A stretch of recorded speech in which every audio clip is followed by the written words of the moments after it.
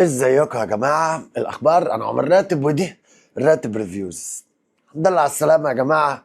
دي الحلقة ال25 من سلسلة حكاوي ثرونز. خلصنا حوالي 500 صفحة، فاضل 300، فاحنا واخد بالك احنا عدينا النص بشوية حلوين ووصلنا حتة حلوة جدا. هعمل لك ريكاب سريع كده. الحلقة دي فيها شابترين. لو انت ليفل الاكشن في الحلقة اللي فاتت عجبك، احنا هنا الليفل بيعلى اكتر.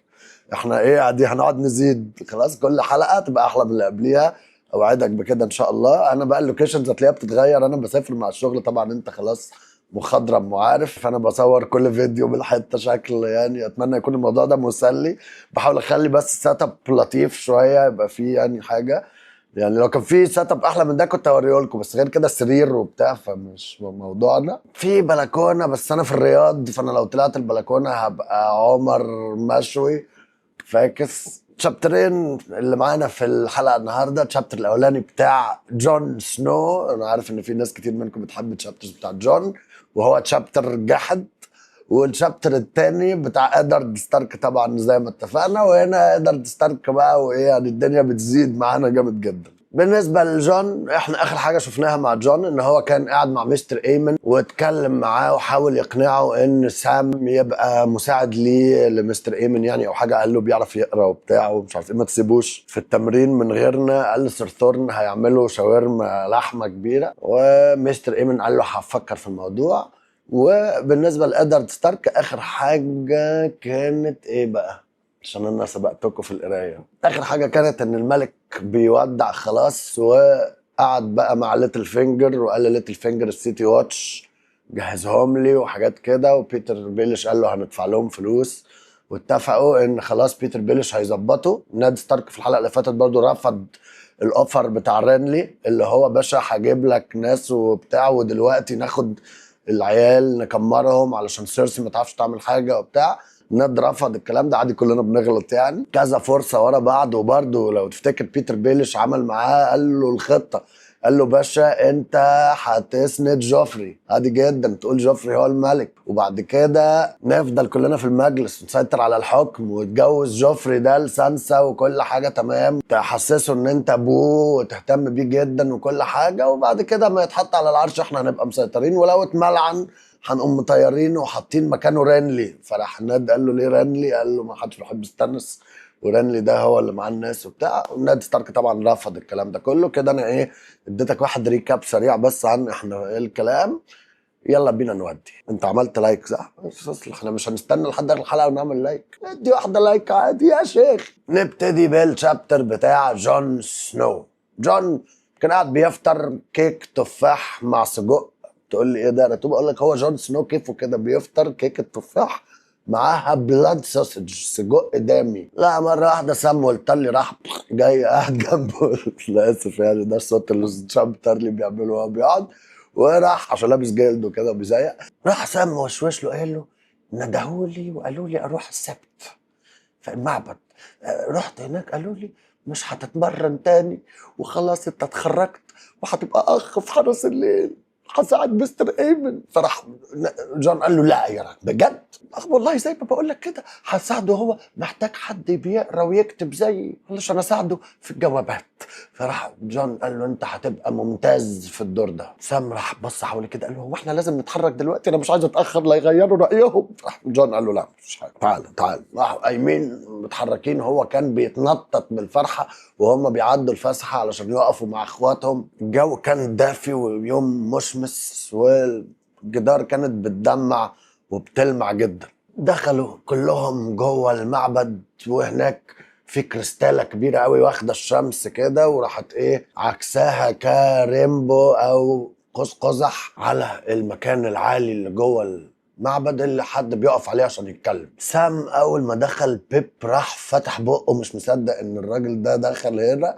وتود راح مدي جران واحدة كده الحق بص مين جه، بس محدش فتح بقه. سبتن سلادار كان بيبخر المعبد بريحة بخور كده، فكرت جون قوي بالمعبد اللي ابوه عمله علشان ليدي ستارك. والاول مرة سبتن او الراهب شكله فايق مش سكران. الرتب بقى دخلت مرة واحدة. مستر ايمن دخل سند على كلايدس علشان يمشيه. أليسر ثورن قافش وعينه باردة وبصاته شريرة. وراهم المعلم الكبير جور مورمونت الدبة الكبيرة، لابس شياكة جدا، اسود في اسود، صوف وجلد وبتاع، وعباءة سوداء شايلها هنا 2 دببة على كتافه. وراهم التلات ديبارتمنتس او التلات ادارات في حرس الليل: ادارة الخدم البوب بتاعها بوين مارش، ادارة البنائين والقائد بتاعها اوثل يارويك، وادارة الرينجرز او الفرسان اللي بيعدوا بقى شمال الجدار ويدوروا على الناس ويحاربوا وحاجات كده. البوب بتاعهم المفروض بنجن ستارك مش موجود، فمكانه جيريمي رايكر. وجدير بالذكر جيريمي رايكر واليسر ثورن، الاثنين دول كانوا تبع التارجاريانز، وتايوين لانستر اداهم الاوبشن يا اما تموت يا اما تروح، فالاثنين دول راحوا.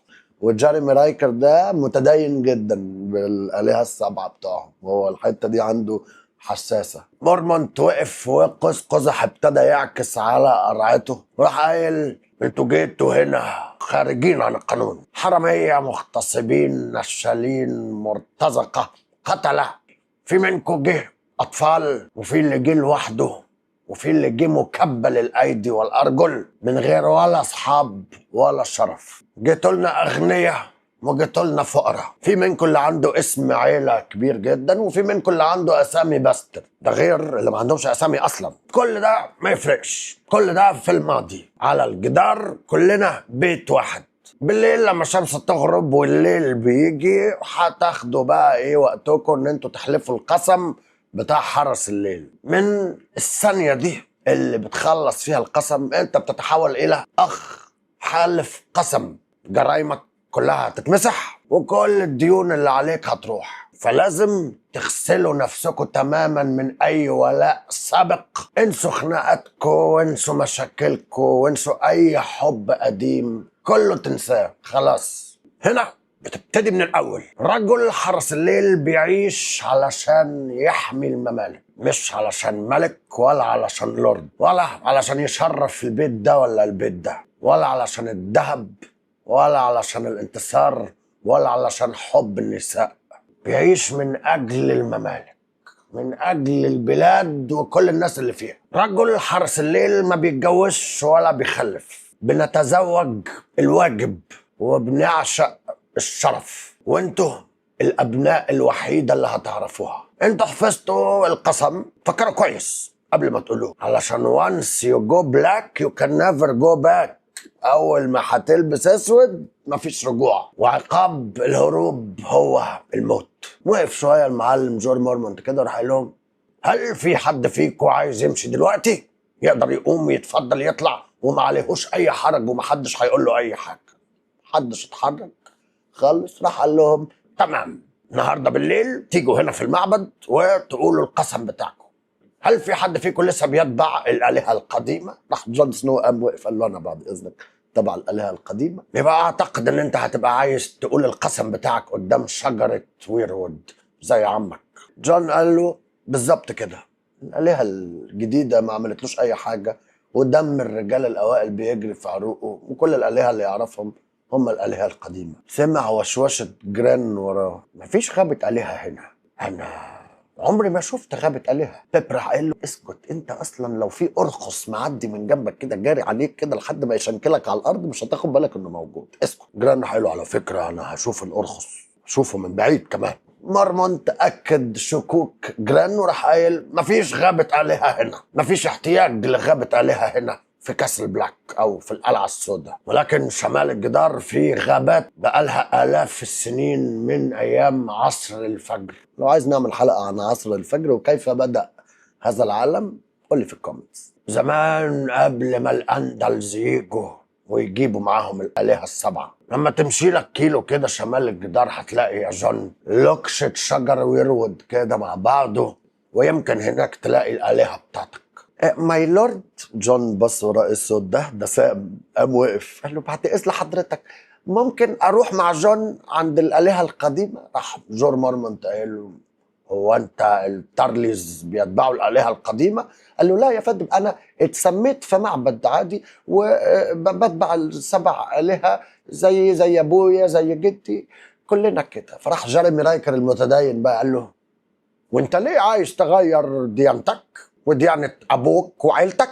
سام قال له والله انا دلوقتي بيتي هو النايت واتش، ودايما كنت بدعي للسبع عليها عمرهم ما ردوا عليا، يمكن الالهه القديمه ترد.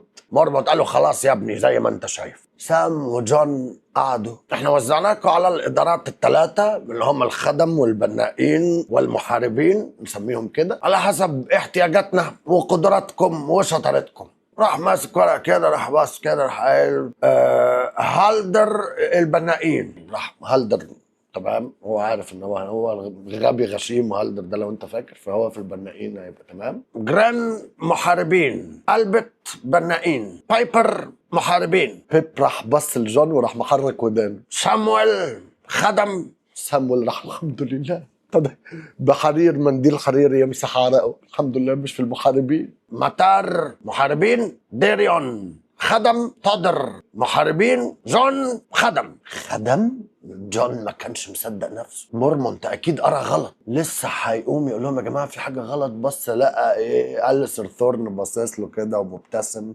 فهم جون على طول ايه اللي حصل. جون مورمونت لف الورقه اللي معاه. القاعده بتاعتكم هي اللي هتقول لكم مهمتكم، ربنا معاكم يا اولاد. لورد كوماندر راح مديهم واحده كده وراح ايه ماشي. سير أليسر مشي وراه وهو في ابتسامه بسيطه على وشه. جون عمره ما شاف الراجل اللي بيعلمهم السيوف ده مبسوط كده. جيريمي رايكر راح قال محاربين معايا. بيب كان متنح لجون كده وهو بيقوم يقف بالراحه، ودانه كانت حمراء. جران حلوف مش فاهم حاجه بيضحك مبسوط قوي ان هو بقى في المحاربين. مات وتود اللي هم ماتار وتودر وراهم، وكلهم طلعوا من المعبد ورا جيريمي رايكر. اوثل يارويك راح قال بنائين، هالدر وألبت راح وراه. جون لف بص حواليه كده مش مصدق اللي بيحصل، لقى مستر ايمن باصص على النور بعينيه العمياء. السبتن كان قاعد بيظبط الكريستالات. متبقين بس اللي قاعدين ديريون وسام وجون والتخين واد مغني وهو. الباب بتاع الخدامين بون مارش حك ايديه المكلبظه في بعض. شامويل انت هتساعد مستر ايمن مع الغربان بقى والمكتبه وكده. تشات اللي كان بيساعد مستر ايمن هيروح خلاص يبقى مسؤول الكلاب، انت هتاخد مكانه وتبقى جنب مستر ايمن كل ليل وكل الصبح على طول 24 ساعه في خدمته. خلي بالك مستر ايمن ده حاجه مهمه جدا بالنسبه لنا، لو سمحت خلي بالك منه. ديريون انا سامع ان انت كنت بتغني وبتروح كتير احتفالات وعشوات وبتاكل هنا وبتاكل هنا، انت اكيد ذوقك في الاكل خلاص يعني بقيت دقت حاجات كتير. احنا عندنا كارثه، فانت هتروح على ايست واتش باي ذا سي، هناك كوتر بايك انت هتساعده، هتعدي من المراكب التجاريه اللي احنا بنشتري منها اكل يقرف، تجيب لنا اكل كويس وبالذات زيت الزيتون لو سمحت ركز ان زيت الزيتون يبقى كويس. اول ما تروح لواحد اسمه بوركاس، هو هيشغلك بين المراكب. مارش راح وهو مكمل ابتسامه كده، راح باصص لجون سنو. لورد كوماندر مورمونت طلب ان انت تبقى الخادم الشخصي بتاعه يا جون، هتنام في اوضه تحت اوضه الكوماندر على طول في البرج بتاع اللورد كوماندر. جون راح قال له انا هعمل ايه بقى ان شاء الله؟ ايه هطبخ له اكله بقى والبسه بقى واجيب ميه سخنه عشان يستحمى والشغل ده؟ بون مارش كشر كده وراح قال له طبعا، وهتبعت الجوابات بتاعته، تخلي النار على طول ولعه في اوضته، تغير الملايات واكياس المخدات كل يوم، واي حاجه تانية اللورد كوماندر يأمرك تعملها. راح جون قال له هو انت شايفني خدام؟ مستر ايمن راح قال له لا. كلايدس راح مقومه احنا فاكرينك راجل في حرس الليل، بس يمكن احنا كنا غلطانين. جون ما كانش قادر يمسك نفسه، عايز يطلع يجري. راح قال لهم يا جماعه ممكن لو سمحتوا بعد اذنكم امشي؟ بون مارش قال له زي ما انت عايز. ديريون وسام مشيوا معاه وطلعوا بره المعبد. جون سنو طلع بره وهو متعصب جدا، باصص على الجدار اللي بيسيح وبينزل ميه وبتاع، كان عايز يكسر الجدار ده بايده والعالم يولع. سام تارلي قال له جون، كان متحمس جدا، انت مش مجمع هما بيعملوا ايه؟ جون بص له وهو متعصب جدا وقال له انا شايف ايد سير أليسر، ده كل اللي انا شايفه، عايز يقل مني. ديريون راح باصص له كده، راح قايل سام الخدم ده حاجه تليق عليا انا وانت بس، ما تلقش طبعا على لورد سنو. جون قال لهم انا احسن منكم في الحصنه وفي السيف وفي كل حاجه، ده مش عدل.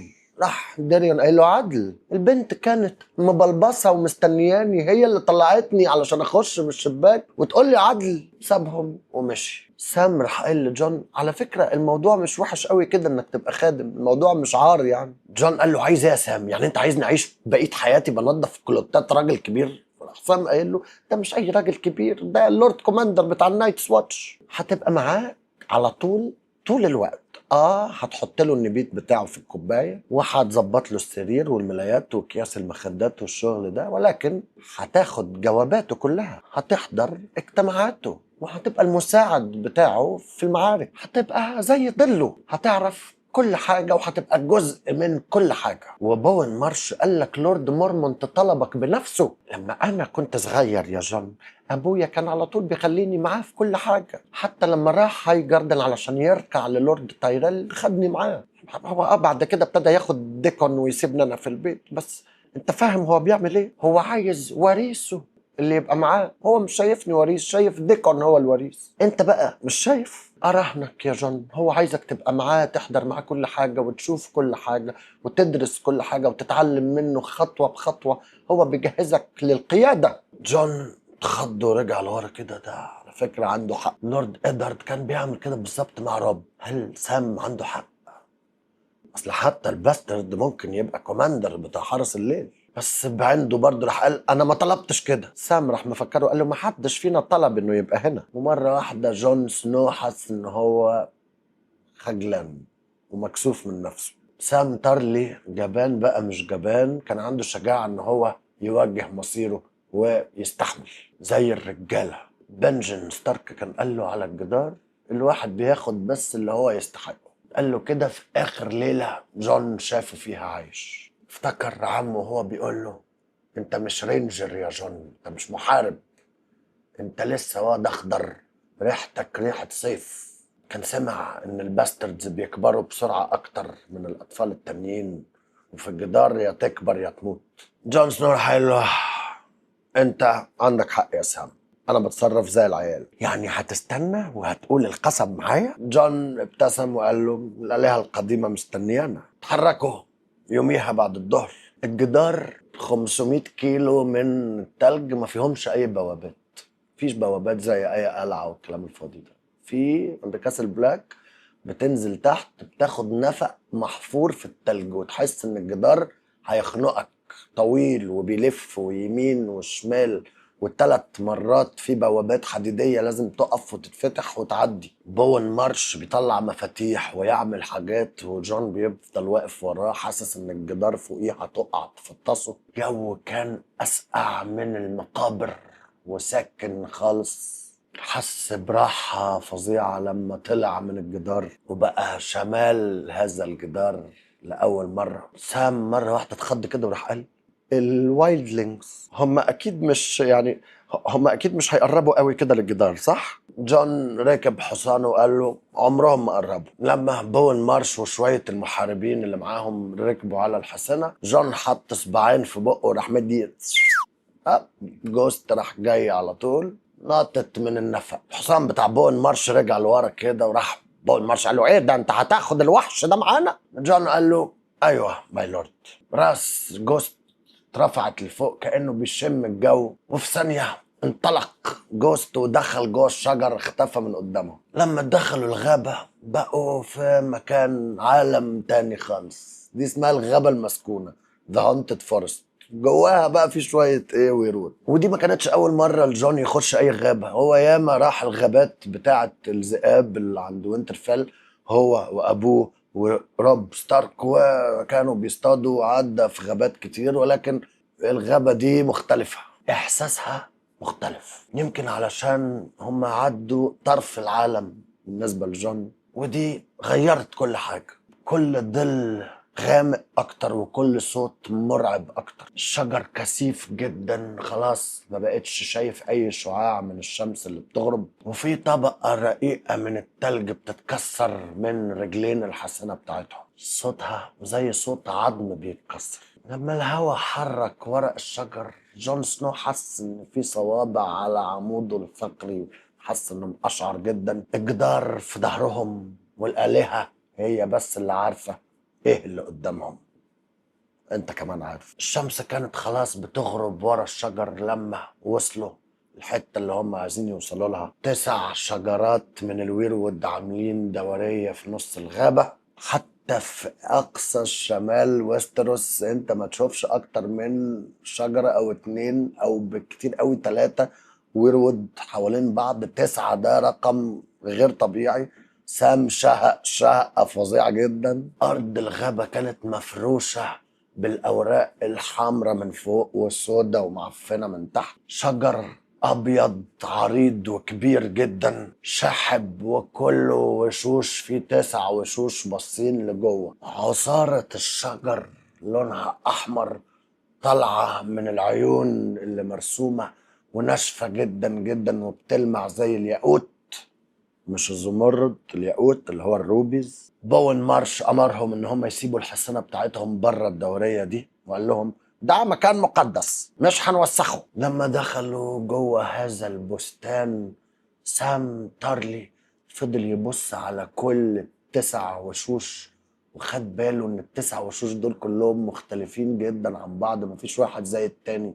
وراح قايل دول بيتفرجوا علينا، الآلهة القديمة. جون نزل على ركبه وقال له أيوة. قالوا قسم بتاعهم مع بعض في الوقت اللي الشمس آخر شعاع فيها بيختفي واليوم بيتحول من يوم رمادي لليلة سودة. اسمعوا كلامي واشهدوا على قسمي. الليل جه ودلوقتي حراستي ابتدت، مش هتنتهي إلا بموتي. أنا مش هتجوز ولا هيبقى عندي أراضي ولا هيبقى عندي ولاد ولا هلبس تيجان ولا هكسب أي انتصارات.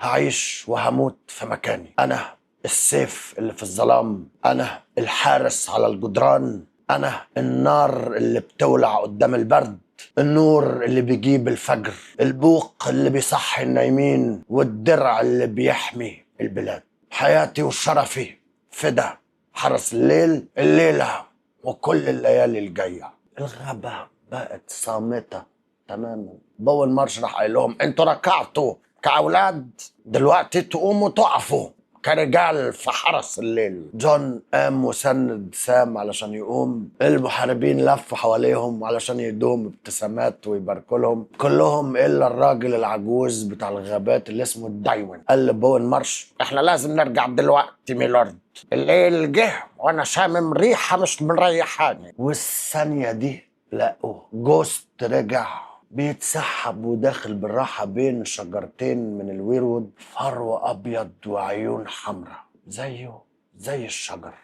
جون خد باله الذئب كان في حاجة في بقه، حاجة لونها أسود. بوين مارش راح قال هو إيه اللي في بقه ده؟ جون نزل على ركبه وقال له هنا يا جوست تعالى وريني. داير وولف قرب لجون في الوقت اللي جون سمع شهقة كبيرة من سام تارلي وراه. ودايوين قال أيها الآلهة دي ايد بني ادم. وهنا ينتهي الشابتر بتاع جون ونخش يا معلم على الشابتر بتاع ادارد. بس قبل ما نخش صلة جوست بالشجرة الام او بالويرود بالوانهم المتشابهة دي حاجة اكيد جورج مارتن مش حاططها كده يعني هباء.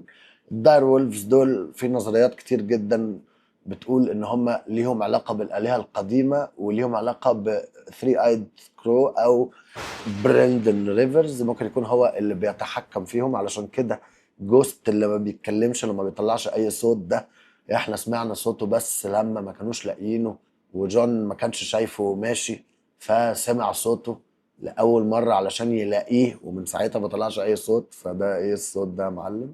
الذئاب دي غالبا بتدي قوة ما من الآلهة القديمة لأصحاب هذه الذئاب أو الفيرست مان أو الستاركس أو الرجالة الأوائل يعني، وبتديهم قوة سحرية زي بقى مع كل الستاركس زي ما انت شايف كلهم بمعنى كلهم. حتى سانسا جالها حلم وحاجات كده واتغيرت جدا لما كان معاها الداير وولف وتحولت لما الداير وولف بتاعتها ماتت. حاجة ممتعة جدا، ممكن لو انت حابب نستفيد فيها اكتر قولي في الكومنتس نعمل حلقة نظريات ومؤامرات عن الداير وولفز. يلا بينا نخش في الشابتر بتاع الند بقى علشان المناكش رايحه ليفل الوحش. الفجر كان بيشقشق من الشبابيك لما صوت الحصانة الكتير صحى المعلم نed ستارك. رفع دماغه من على الترابيزة وبص من الشباك. تحت كان في فرسان كتير وعساكر كتير لابسين احمر وكريمزون كلوك او العباءات القرمزية، بيتمرنوا تحت بقى ايه وبيجروا ورا بقى ايه فرسان من القش وحاجات كده ويضربوهم وكده. وساندور كليجين كان معاهم بيجري بالحصان بتاعه ومعاه الرمح بتاعه بيحطه في راس الفارس اللي من القش. فرس انفجر والحرس اللانسترز دول قعدوا يهزروا ويضحكوا. فكر كده هو ده شو علشان يعني لو كده يبقى سيرسي دي اتجننت خالص، الله يلعنها. هي ازاي لسه ما هربتش لحد دلوقتي؟ اديتها اكتر من فرصة. اليوم كان مخيم وكئيب. ند فطر اليوم ده مع بناته وسبتة موردين. سانسا مش عايزة تتصالح خالص وقافشة جدا بصة لأكلها وما بتاكلش. بس آريا أي حاجة بنحطها قدامها مكنسة بتبلع، أي حاجة بتيجي قدامها بتتاكل.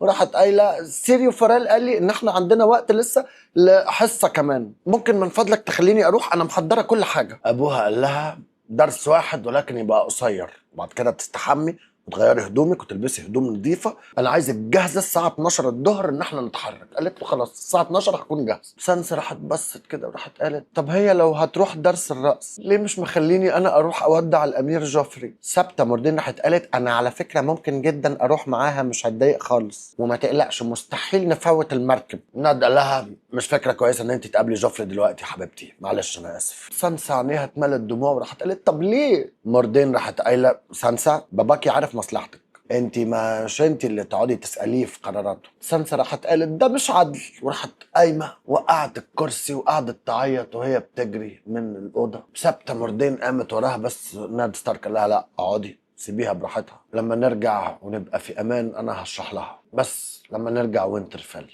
ثابته موردين قعدت وكملت فطارها. هطلب اكل انا بقى علشان انا جوعت. واكل ما تيجي نطلب حاجه كده تاكل ايه؟ قعد سندوتش كده في السريع. كان بعد الفطار ده بساعة لما مستر بايسل راح لند الأوضة مقتب جامد جدا، كأن السلسلة اللي هو لابسها دي تقيلة قوي عليه ومخليه لازم يمشي مقتب. وراح قايل الملك مات، ماي لورد روبرت مات، هيرتاح بقى عند الآلهة.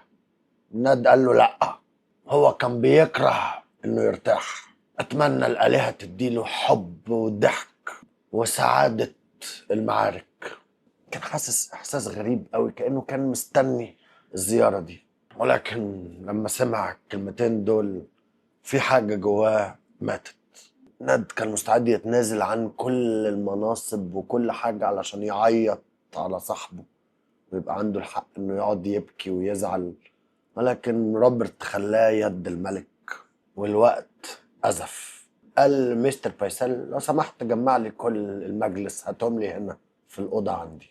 هو كان مأمن برج يد الملك ده على قد ما يقدر، أوضة المجلس دي مش متأمنة كفاية. بايسل قال له ماي لورد أكيد يعني الشغل ممكن يتأجل لبكرة، مش لازم النهاردة وإحنا حزينين على الملك. ند كان هادي ولكن حازم. قال له لا للأسف إحنا لازم نجتمع دلوقتي. فيصل انحنى كده وقال له أوامر يد الملك. بعت الخدم بتوعه يروحوا يندهوهم وقعد هو المستر فيصل واخد كوبايه نبيت من ند. اول واحد وصل كان سير بارستن السلمي بالعباءه البيضاء بتاعته. قال لهم بعد اذنكم انا عايز استاذنكم ان انا اروح مكاني دلوقتي يبقى جنب الملك الصغير، ارجوكم سيبوني اروح له. ند قال له مكانك هنا سير بارستن. ليتل فينجر جه لسه لابس نفس هدومه الزرقاء اللي كان لابسها امبارح والبوت بتاعه كله مطرب من ركوب الخيل. دخل مبتسم على ولا حاجه وقال لهم ماي لوردز، وراح بص للند وراح قال له المهمه الصغيره اللي انت بعتني اعملها تمام عملتها. الروايح الحلوه بقى دخلت مع الكلبوز فارس شبشب. راح دخل قال لهم العصافير بتغني اغاني حزينه النهارده. دخل وقعد وراح قال البلاد تبكي، يلا نبتدي. ند راح قال له لما لورد رانلي يجي. فارس راح بص له كده قال له للاسف رانلي ساب المدينه. ند راح قال له ساب المدينه؟ كان عامل حسابه على ان رانلي هيقف معاه يعني. ساعة بالظبط قبل الفجر كان فلق من البوابة الخلفية مع سير لورانس تايريل وبتاع 50 واحد. آخر مرة اتشافوا كانوا بيجروا جنوبا، وراهم حاجة تقريبا، أكيد رايحين ستورمز اند او هاي جاردن. ند فكر كده رانلي ابو 100 سيف يبقوا تحت امرك. ند ما عجبوش الحوار ده، بس خلاص مفيش حاجة تتعمل.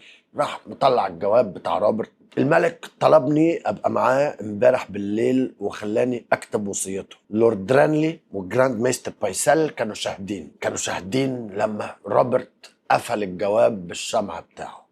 سير بارستون ممكن تاخد نظرة؟ راح بارستون مسك قال والله ده الختم بتاع الملك ومش مكسور. راح فتح الجواب وراح قال لورد إدارد ستارك يبقى حامي البلاد وحاكم مؤقت لحد ما الوريث يوصل للسن الشرعي. وند فكر كده ان احب اقول لك ان الوريث وصل للسن خلاص، بس ما قالش حاجه. خويط اصله ند اتقل. ند كان حاسس احساس وسخ برضه، هو مخبي على الناس الحقيقه الكبيره جدا دي، وبالذات سير بارستون سلمي اللي عايز يحمي الولد ده. الموضوع يبقى صعب قوي ان هو يقنعه ان ده مش ابن روبرت ولا حاجه، وما كانش بيثق خالص في فارس وليتل فينجر. ند كان عارف ان هو لازم يخلي باله كويس قوي ويلعب لعبه العروش لحد ما يتاكد كحاكم مؤقت. لما اريا وسانسا يكونوا وصلوا وينترفيل ساعتها هو يشوف بقى مين اللي ياخد الحكم، بالذات ساعتها ستانس هيكون جه كينجز لاندنج بكل قوته. انا عايز اطلب من المجلس ان هم ياكدوني كحاكم مؤقت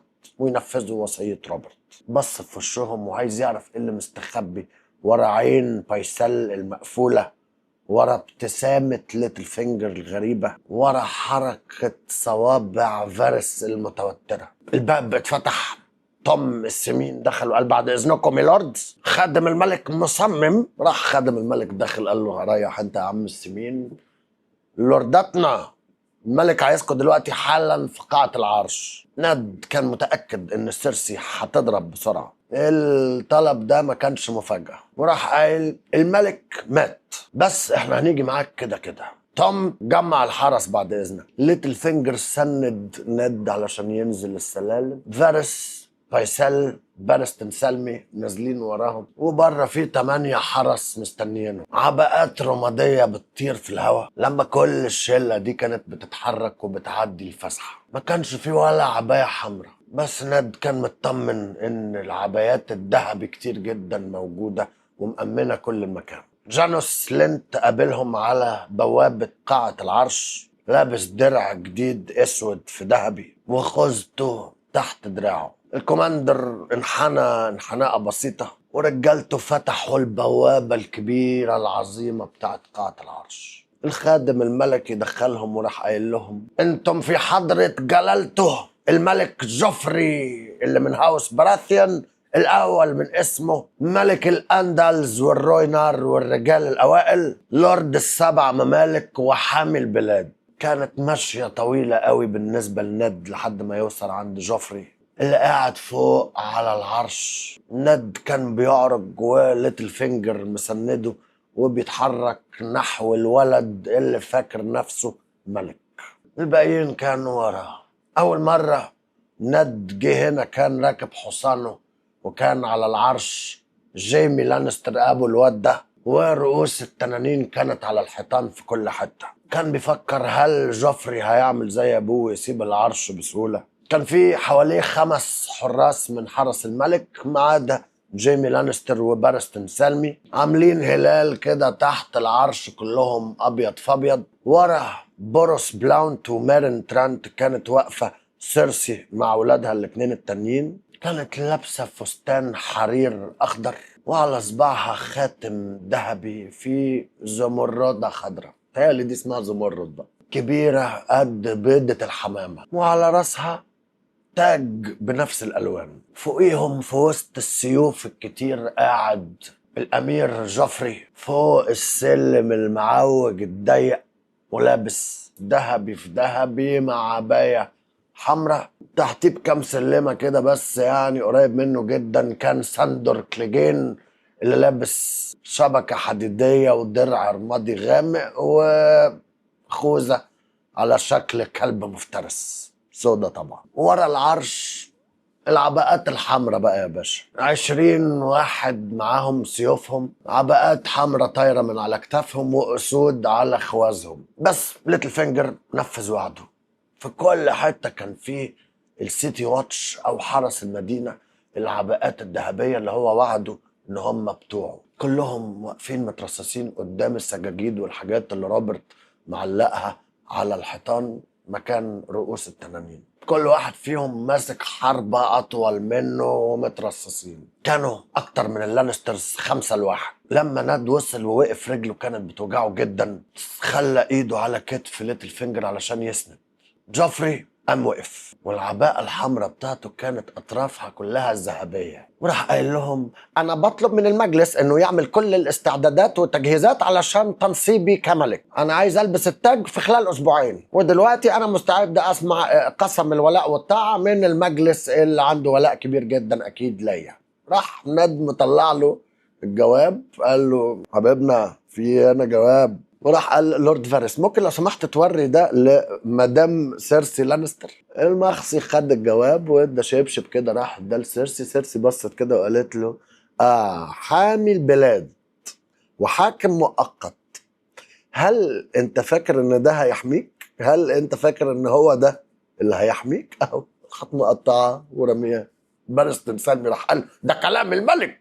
سيرسي قالت له احنا عندنا ملك جديد دلوقتي، لورد ادارد. احنا اخر مره اتكلمنا انت اديتني نصيحه، اسمح لي انا ادي لك دلوقتي نصيحه. اركع ماي لورد، اركع واحلف الولاء للطاعه لابني، واحنا هنسمح لك ان انت تتنازل عن منصب يد الملك وتروح تعيش في الخرابه اللي انت فاكرها بيت. ناد قال لها كان نفسي لو هي مصممه ان احنا نفتح الموضوع دلوقتي، خلاص هي مش سايبه لي حل. ابنك ملوش حق يقعد على العرش ده، لورد ستانس هو الوريث الشرعي. جوفري وشه احمر وراح قايل كذاب. ميرسيلا راحت قالت ماما هو الراجل ده قصده ايه؟ هو مش جوفري هو الملك دلوقتي؟ سيرسي قالت له انت بتلبس نفسك التهمه بلسانك لورد ستارك. سير بارستون اقبض على الخاين ده. سير بارستون اتردد، ومره واحده كل الحرس بتوع الستارك بقوا حوالين ناد ستارك ومعاهم الاسلحه. سيرسي راحت قالت ودلوقتي الخيانه بقت مش كلام بس، بقت افعال. انت فاكر سير بارستون لوحده ماي لورد؟ ناد سمع صوت حديد مرعب لما ساندور كليجين طلع سيفه. حرس الملك وال20 عباءة حمراء كانوا في ظهره. الملك راح قايل اقتلوه، اقتلوهم كلهم انا بأمركم. ناد راح قال لسيرسي لانستر انت ما سبتليش خيار تاني، ولكن هو مش عارف الخيار اللي مستنيه. ناد راح قايل لجانوس لينت كوماندر اقبض حالا على الملكة واولادها، ما تأذيهمش، خدهم على اوضهم، خليهم هناك تحت حراسة مشددة. جانوس لينت راح قايل حرس المدينة و100 عباءة ذهبية مسكوا الحراب بتاعتهم. ناد راح قال للملكة انا مش عايز دم، قولي لرجالتك يسيبوا اسلحتهم ومش عايزين اي حد.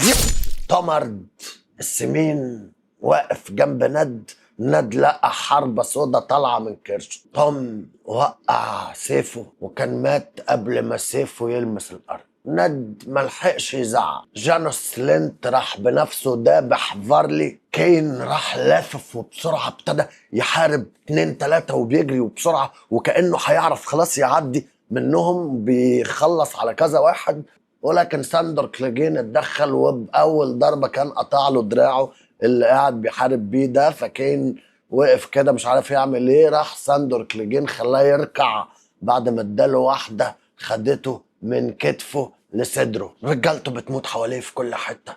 ومرة واحدة لقى ايد ليتل فينجر بتاخد الخنجر الفاليريان ستيل من حزام ناد ستارك شخصيا وبيحطه تحت دقن ناد ستارك شخصيا وبيقول له انا حذرتك. وابتسم ابتسامة فيها اعتذار. انا حذرتك ما تثقش فيا، صح؟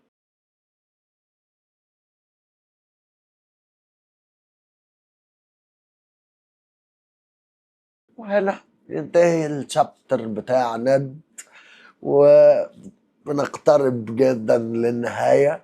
واتمنى يكون عاجبك الاكشن ده يا صديقي. لو عاجبك متنساش تكون عامل لايك وشير، ولو مش عامل سبسكرايب بص كده سبسكرايب الجامد.